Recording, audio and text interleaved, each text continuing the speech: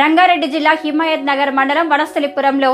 శ్రీ జగ్గాని విజయలక్ష్మి జగ్గాని నరసింహ యాదవ్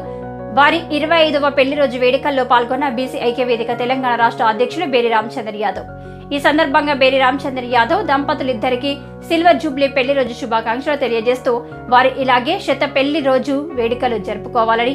వారికి అన్ని శుభాలు జరగాలని, ఆయురారోగ్యాలతో అష్టైశ్వర్యాలతో సుఖ సంతోషాలతో నిండు నూరేళ్లు ఇలాగే ఒకరికొకరు తోడుగా నీడగా నిలవాలని అన్నారు.